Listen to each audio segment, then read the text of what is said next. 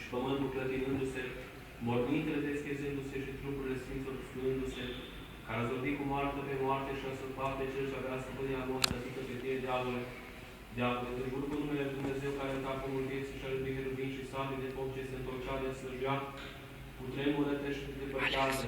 Deci te jur cu numele acelea care a dat capul uscat pe valurile mării și a certat viforul vântului, a cărui căpători seacă adâncul și groazele topește mulți.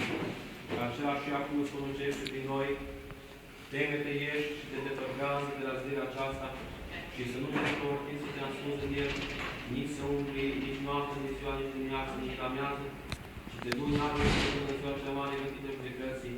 Teme-te de Dumnezeu cel ce șadă pe heruvin și caută spre adâncul, de care se cutremură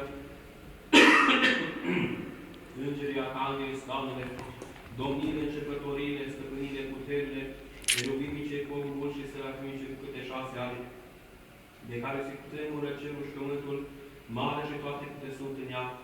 Ieși și te depărtează la cel însemnat numele Sfântului Hristos Dumnezeu nostru, că te jur cu numele acelea care nu tale chilă gândurilor și face pe rândul de Duhul și pe slujile sale pare de foc. Ieși și te depărtează de ziua aceasta cu toată puterea ta și cu toți iubitorii tăi, că s-a preamărit numele Tatălui și al Fiului și al Sfântului Duh, acum și pururea și în vecilor. Amin. Domnul să rugăm, Doamne, miluiește! Doamne, să aplaud Dumnezeu Israel, cel ce te mântuiești toată boală și toată neputința. Caută sfărăbutul acesta, Marco, Nicolae, David, cearcă, cercetează și depărtează dânsul toată lucrarea diavolului.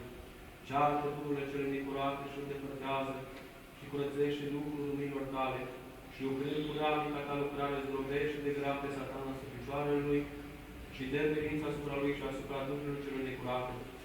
Ca dobândind la ta să se vrecească pe tainele tale cele nemuritoare și cerești și ți slavă sunație Tatălui și Fiului și Sfântului Duh,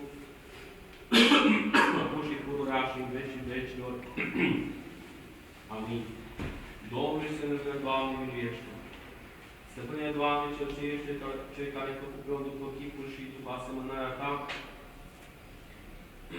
și e dat lui putința de dobândi viață de veci, după aceea crezând de inima ta nu le-ai trecut cu vederea și ai răduit întrelul pe intrarea Hristosului tău, însă să primești împărăția ta cerească și făptura aceasta ta pe care ai zăvit-o din robia vrăjmașului.